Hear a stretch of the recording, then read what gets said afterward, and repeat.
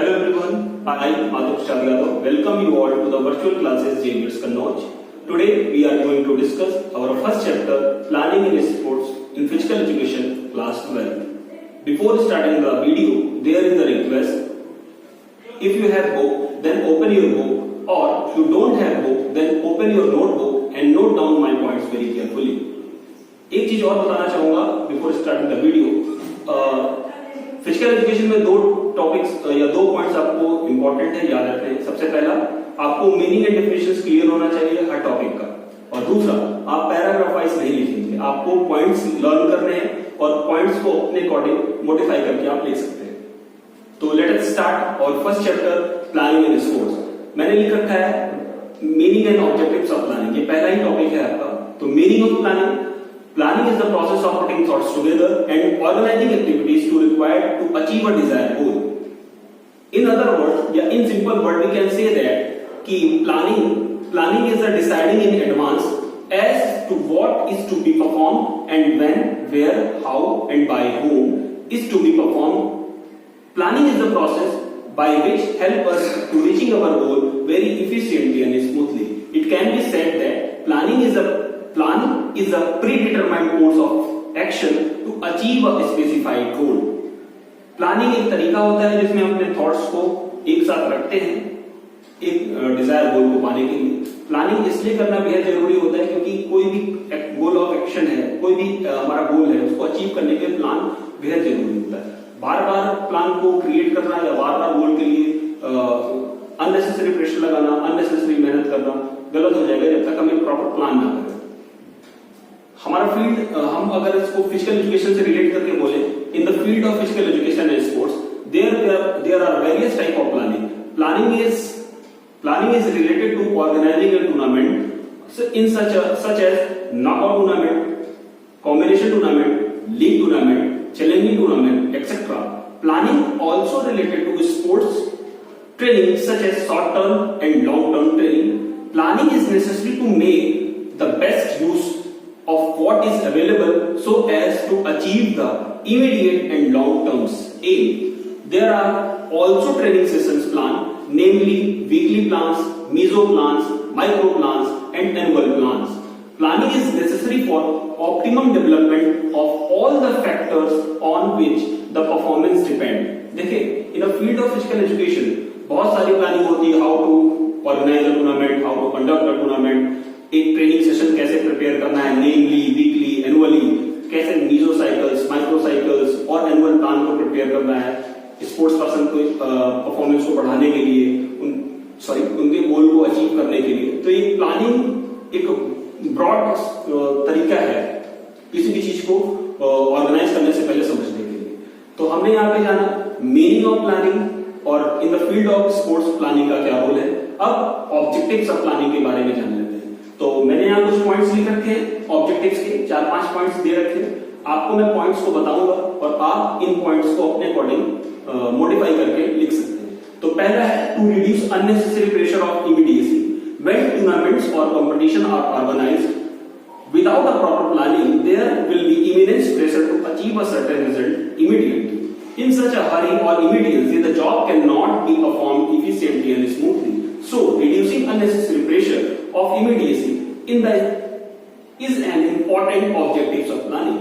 If organizers prepare a good plan beforehand, there will be not any unnecessary pressure. Perfect planning will naturally neglect the unnecessary pressure. Suppose करते हैं, मैंने अभी जो बात बताई कि रिड्यूस करता है अननेसेसरी प्रेशर ऑफ इमीडिएसी को. देखिए, अगर आपके पास 4 वीक बाद आपको एक प्रोग्राम स्टार्ट करना है, कोई कंपटीशन कराना है, तो आपको आज से ही ग्राउंड का, इक्विपमेंट का, how to conduct tournament, officials का, कहां से ऑफिशियल्स आएंगे, कैसे हम ग्राउंड और इक्विपमेंट के बारे में यूज करेंगे, कैसे हम प्लान करेंगे, इन सबको प्लानिंग करना जरूरी होगा. अगर आप 4 दिन पहले करोगे तो प्लानिंग की वजह से अननेसेसरी प्रेशर होगा और चीजें गलत हो जाएंगी. तो प्लानिंग हमारे पास इमीडिएट प्रेशर को कम करने के लिए पहले से की जाती है. Number 2, to maintain a good control over all the activities. To maintain a good control over all the activities is another objective of planning. देखिए, planning and control are connected with each other because in a tournament और competition are organized with a proper plan, good control over all the activities, result related to the tournament will be easier. Planning helps in holding a good control in organizing a tournament. देखिए plan करना, planning और control आपस में connected होते हैं. क्यों? क्योंकि देखिए अच्छा प्लान होगा तो उस पर हम कंट्रोल भी कर पाएंगे. अगर प्लान अच्छा नहीं होगा तो कंट्रोल नहीं होगा, क्योंकि कोई चीज कहीं घटित होगी, कोई चीज कहीं घटित होगी, तो चीजें अनकंट्रोल्ड हो जाएंगी. तो प्लानिंग और कंट्रोल आपस में कनेक्टेड होते हैं. अगर अच्छा प्लान होगा तो हम कंट्रोल कर सकते हैं अपनी ओवरऑल एक्टिविटीज को. Now the point number third is to facilitate proper coordination. Third point is to facilitate proper coordination. मतलब this objectives of planning is related to the facilitate proper coordination among the various numbers of committees which are formed to organizing or competition smoothly. Without proper coordination among the officials of the sports person or tournament officials or sports person of the tournament, it will not be easy to conduct or organize a sports tournament. A proper planning is helps in ensuring proper coordination. देखिए coordination होना जरूरी है. जैसे sports person का, officials का. Sports person का इसलिए कि वो फाउल्स ना करे, उनको पहले से रूलिंग पता होनी चाहिए, कोऑर्डिनेशन होना चाहिए. ऑफिशियल्स का कि कौन से सिग्नल कहां पे और कैसे कौन से मैच को स्टार्ट करना है, कैसे कौन सी एक्टिविटीज को स्टार्ट करना है और एंड करना है. ये प्रॉपर कोऑर्डिनेशन और प्रॉपर वे में होना चाहिए, अदरवाइज हमारी प्लानिंग फेल हो सकती है. Next point is to reduce chance of mistake. देखिए to reduce the chance of mistake is also a significant objective of planning. A proper plan reduces the chance of mistake and oversight. Although mistake and oversights in any field cannot be avoided completely, but they can be reduced to some extent through proper planning. देखिए हम किसी भी field से mistake को properly नहीं हटा सकते, लेकिन उसको बहुत रिड्यूस किया जा सकता है, कम किया जा सकता है प्लान के through. A number of mistakes organizing an event will not be leave a good impression of the participant. एक अच्छा ऑर्गेनाइजेशन तब होता है जब वो किसी भी पार्टिसिपेंट पर कोई गलत तरीके से ना पेश हो, कि गलत तरीके से ना प्रेजेंट हो कि यहाँ पे गलती हो गई, तो वो गलत इम्पैक्ट पड़ेगा. इसलिए मिस्टेक ना हो तो एक अच्छा इम्पैक्ट पड़ता है टूर्नामेंट में. इसलिए प्लानिंग का बेहद नेसेसरी रोल है. And the last is to enhance creativity. To enhance creativity is other significant objectives of planning. As a matter of fact, planning increase creativity among officials, coaches and planning and physical education teacher. In fact, planning is create thinking among the sports officials because many new ideas brought to the tables of official when they make a plan. देखिए creativity इसलिए कि कौन से नए तरीके से चीजों को किया जा सकता है, ऑफिशिएटिंग की जा सकती है. उन्हीं रूल्स रेगुलेशन के साथ हम अपने प्लान को कैसे प्रिपेयर करते, आगे बढ़ते, अच्छे से अच्छा करने की कोशिश करते हैं. तो ये बेसिक 5 पॉइंट्स थे जो मैंने आपको बताया कि कैसे अपनी एक्टिविटीज में रिड्यूस करेंगे प्रेशर को, टू मेंटेन करेंगे ओवरऑल कंट्रोल को, to facilitate proper coordination, to reduce chance of mistake and to enhance creativity. तो ये 5 पॉइंट्स आपको जो मैंने बताया, आप इनको मॉडिफाई करके अपने वर्ड के अकॉर्डिंग लिख सकते हैं. Our second heading is various committees and their responsibility pre, during and post. अभी हमने पढ़ा प्लानिंग का डिफिनेशन, मीनिंग एंड ऑब्जेक्टिव्स. अब सेकंड हेडिंग है various type of committees and their responsibility pre, during, post. देखिए किसी भी टूर्नामेंट को ऑर्गेनाइज करने से पहले कुछ कमिटीज फ्रेम की जाती है. उन कमिटीज के बारे में पढ़ेंगे. ये कमिटीज अपने नाम से ही क्लियर हो जाएंगे कि इन कमिटीज का रोल क्या है. इन कमिटीज के रोल्स को मैं एक्सप्लेन करूंगा और आप अपने अकॉर्डिंग मॉडिफाई करके लिख सकते हैं. The first is publicity committee. This committee for publicity announce the date, venues and sports events, provide advance information to the institutions, undertake printing etc. It make responsibility to advertise sports event. जैसा कि नाम से ही clear है, publicity मतलब किसी भी sports events को publish करना, डेट, टाइम, वेन्यूज को, स्पोर्ट्स इवेंट्स के बारे में इवेंट्स का एडवर्टाइजमेंट करना. इन कमेटी की पूरी रिस्पांसिबिलिटी होती है कि कैसे एडवर्टाइज किया जाएगा और कैसे डेट, टाइम्स, वेन्यूज को डिक्लेयर किया जाएगा. Number 2, transportation committee. This committee is responsible for providing the facilities regarding transportation of various teams to the venue of sports events or the place of boarding and lodging as the case may be. Its main duty रहा हूं कि सभी committees अपने नाम से clear होंगी, आपको अपने अकॉर्डिंग समझना है। मैं एक्सप्लेन करने की कोशिश कर रहा हूं और आपको अपने अकॉर्डिंग उसको लिखना भी पड़ेगा। जैसे ट्रांसपोर्टेशन कमेटी, देखिए ट्रांसपोर्टेशन कमेटी रिस्पॉन्सिबल होती है सभी तरीके के ट्रांसपोर्टेशन के लिए, चाहे वो टीम को लेके आने का हो, चाहे उनको बोर्डिंग और लॉजिंग जहां पे दिया जा रहा हो वहां पे पहुंचाने का हो। ये सबसे its main duty to make a necessary arrangement for the transportation. इनका सबसे इंपॉर्टेंट ड्यूटी ये है कि ट्रांसपोर्टेशन का अरेंजमेंट रखना पड़ेगा। Number 3, boarding and lodging committee.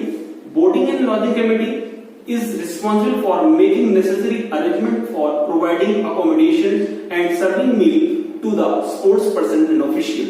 Boarding and lodging committee का सबसे इंपॉर्टेंट रोल है कि कहां पे स्टे कराना है ऑफिशियल्स को, कहां पे स्टे कराना है स्पोर्ट्स पर्सन्स को, उनके लंच डिनर के बारे में जो भी अरेंजमेंट है ये सब बोर्डिंग एंड लॉजिंग कमेटी का रोल है।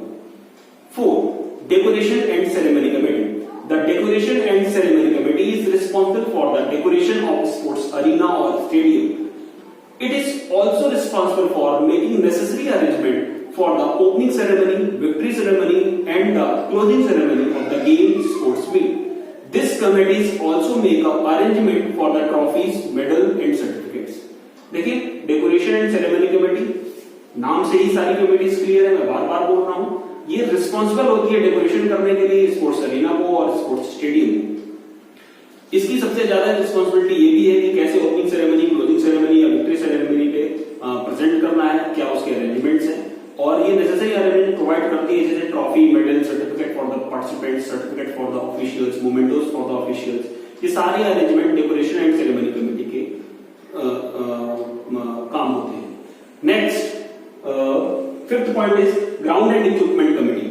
This committee is responsible for preparing a good ground or laying out the track and field. It also make a necessary arrangement to equipment related to the game and athletic meet. This committee is also responsible for providing the equipment according to the specification of game.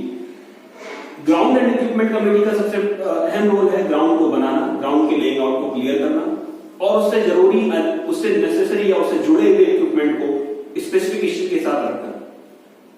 6th point is refreshment committee, refreshment and entertainment committee।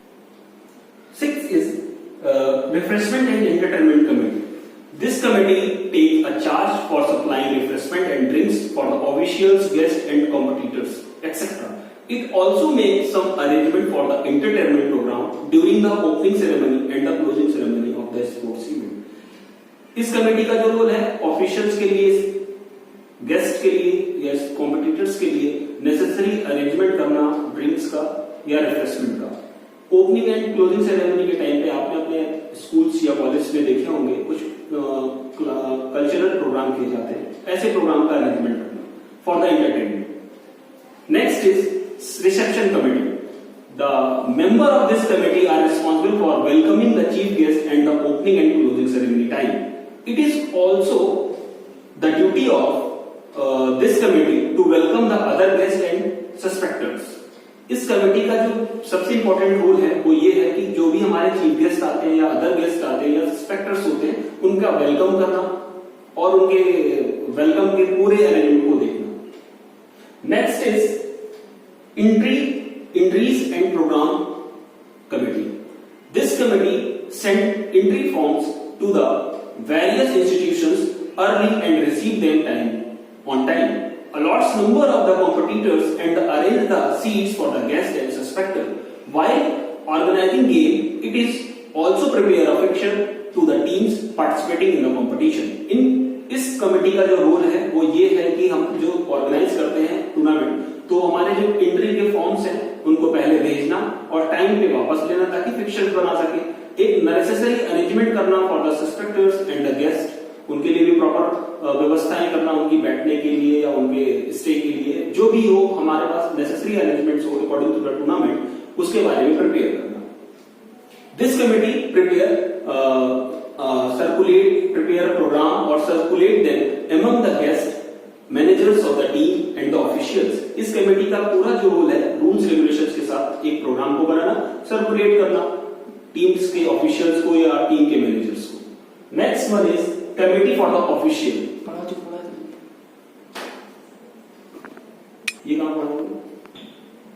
Committees for the official. The committee select the various officials such as referee, judge, recorders, clerks, starter, marshals, track umpire, timekeeper, and lag scorer of the athletics meet, and referee, umpire, timekeeper, recorder, judge, etc. In case of game as per the requirement. मैंने जो अभी बताया वो ये था कि officials का जो नीड होगा, जैसे मान लेते हैं ट्रैक एंड फील्ड का गेम होना है तो जजेस चाहिए, रिकॉर्डर चाहिए, मार्शल्स चाहिए, स्टार्टर चाहिए, अंपायर चाहिए, टाइमकीपर चाहिए। तो एक कमेटी होता है जो डिफरेंट गेम्स जो भी हमें ऑर्गेनाइज कर रहे हैं उसके लिए ऑफिशियल्स के जो नीड है उसके लिए उस ऑफिशियल्स को सिलेक्ट करना, वेरियस ऑफिशियल्स को वेरियस एक्टिविटीज के लिए। Next one is announcement committee, important है। This committee is solely responsible for the making various announcements during the sports meet and the games.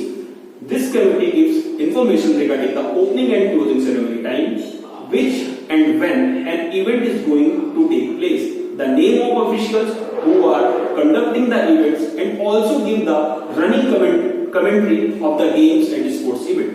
इस कमेटी का जो रोल है वो ये है कि सबसे ज्यादा डिपेंड होती है क्योंकि कोई चीफ गेस्ट आया उनके बारे में सस्पेक्टेड्स को बताना, कौन सी एक्टिविटीज हो रही है उसके बारे में बताना, कौन सा ऑफिशियल उसमें इंक्लूड है और क्या उसकी तरीके हैं या क्या उसके जेस्चर्स हैं उनके बारे में डिक्लेयर करना या उनके बारे में बताना। Next one is first aid committee. First aid committee is headed by the well qualified doctor. देखिए फर्स्ट एड प्राथमिक उपचार की चीजों के लिए वेल क्वालिफाइड डॉक्टर होना जरूरी है। This committee provide first aid to the injured और अफेक्टेड एथलीट और sports person immediately. This committee make all necessary arrangement for providing the help much before the sports events are organized because athletes or sports person may get injury during the competition. देखिए first aid committee में सबसे पहले well qualified doctor होना चाहिए। जैसे इसमें मान लेते हैं स्पोर्ट्स के ड्यूरेशन में किसी एथलीट को कोई चोट लगता है या कांटेक्ट में आता है इंजरी के, तो उसको देखने के लिए या उसके प्रोटेक्शन के लिए फर्स्ट एड कमेटी का होना बेहद जरूरी है। Next and last finance committee. The competition, the committee is related to the financial management. It is prepare the budget, maintain the accounts or incomes and expenditure. जो ये last committee है इसका काम बजट बनाना, इंपॉर्टेंस क्या है budget के, maintain करने के लिए अकाउंट को और इनकम और एक्सपेंडिचर कितना हो रहा है इसके बारे में पूरा होल एंड सोल रिस्पॉन्सिबल होती है। तो विदाउट बजट हम प्रॉपर टूर्नामेंट का ऑर्गेनाइजेशन नहीं कर सकते। तो हमारा सेकंड टॉपिक था various committees and their responsibility. मैंने सभी कमिटीज जैसे publicity, transportation, boarding and lodging, decoration, ground and equipment, refreshment committee, reception committee, entry and programmes committee, committees for the officials, announcement committee, first aid committee and the finance committee, इन सभी committees के बारे में आपको बताया। अब इन committees के जो pre, during and post responsibilities हैं उसके बारे में डिस्कस करेंगे। अभी हम लोगों ने पढ़ा था various type of responsibility of committee.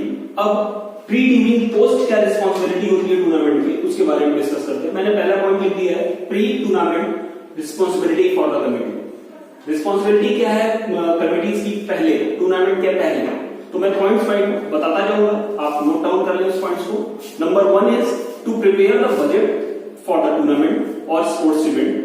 देखिए बजट होना सबसे ज्यादा जरूरी है, तो बजट के अकॉर्डिंग ही हम कैसे क्या एक्सपेंडिचर्स है, हम क्या कितना एक्सपेंडिचर्स हुआ, कितनी इनकम हुई, इसके बारे में पूरा हिसाब रखना पड़ेगा, उसके बारे में पूरा मैनेजमेंट करना पड़ेगा। तो सबसे पहले to prepare the budget of the tournament of sports event with the authority, because without sufficient budget it may be difficult to organize tournament in a proper or systematic manner. Number 2 point है to prepare a schedule or events for the program of tournament, जैसे date, time, venue और tournament.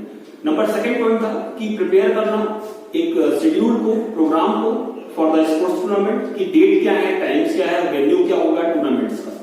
Point number 3 is to prepare the ground, court, track or sports equipment which is essential for the organizing and sports tournament. हमें सबसे पहले equipments, ground, field क्या क्या जरूरत है इन सब के बारे में प्रॉपर जान लेना होगा कि इक्विपमेंट प्रॉपर है कि नहीं है, ग्राउंड ठीक है कि नहीं है, ये सब चीजों के बारे में पहले जानना होगा। 4th is to form a various committee for organizing sports tournament. ये सबसे इंपॉर्टेंट था, ये बहुत इजीएस्ट है, बहुत इजी तरीके से करना है अगर प्रोग्राम, तो हमें सबसे पहले कमेटीज बनानी पड़ेगी। तो कमेटी बनानी पड़ेगी स्पोर्ट्स टूर्नामेंट के लिए, तो सबसे चौथा पॉइंट इंपॉर्टेंट था, जैसा मैंने पहले भी पढ़ाया है। Next, to arrange prize certificates for the winners. जो हमारे कॉम्पिटिटर्स आएंगे उनको सर्टिफिकेट देना, प्राइज देना, इसके बारे में। To make a necessary arrangement regarding the boarding and lodging for the sports person and officials. जो हमारे पास ऑफिशियल्स आएंगे उनके लिए स्टे का व्यवस्था करना, या स्पोर्ट्स पर्सन आएंगे उनके लिए अरेंजमेंट करना। और last is to send the entry forms to the various institution early and receive them on time for the timely prepare for fiction।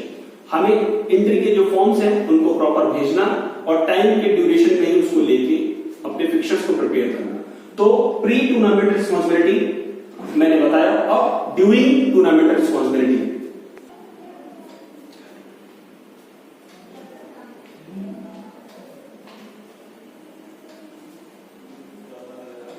During tournament responsibility क्या होंगी?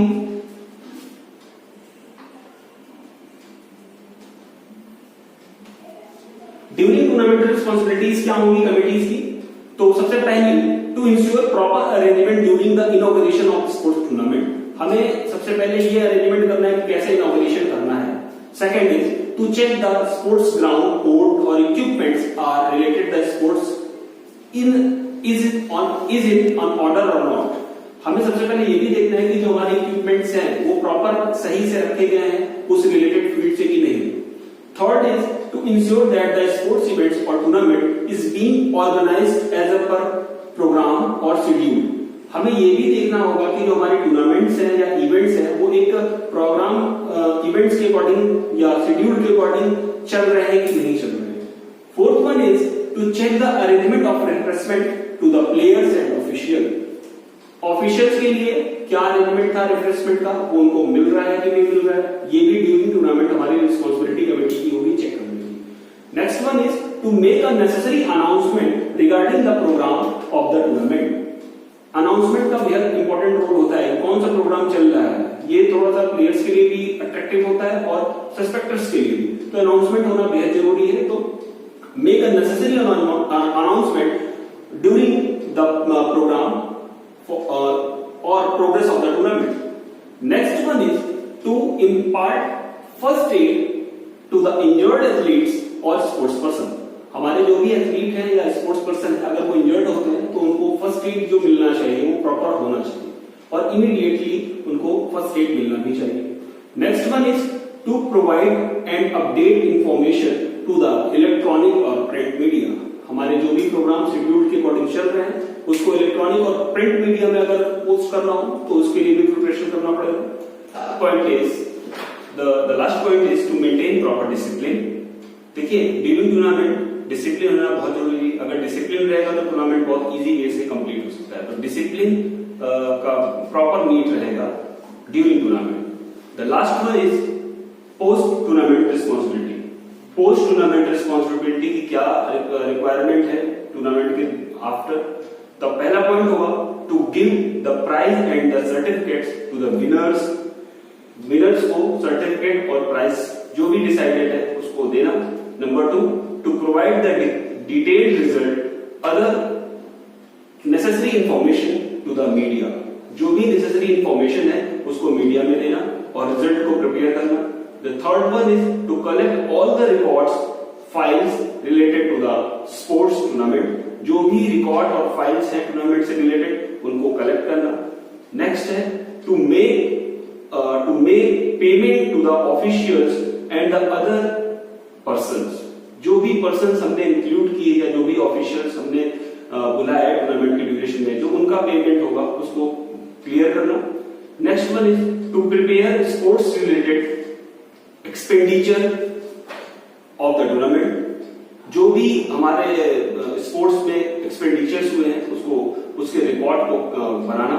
The last one is to present mementos to the chief guest और guest of honour etcetera. जो भी हमारे chief guest थे या guest of honours थे उनको मोमेंटोस देना। तो in this video we know the point number 1 planning and sports, their objectives, and number 2 various committee and their responsibility, pre, during and post। तो इस वीडियो में हमने जाना प्लानिंग एंड डिफिनेशन क्या हो, प्लानिंग का डिफिनेशन, उसके ऑब्जेक्टिव्स, उसकी इंपॉर्टेंस और वेरियस कमिटीज और उसकी responsibility. And next video we will know about the point tournament क्या होते हैं, टूर्नामेंट के टाइप्स क्या होते हैं, how to conduct a tournament और फिक्चर कैसे बनते हैं, इसके बारे में जानेंगे। Thank you so much.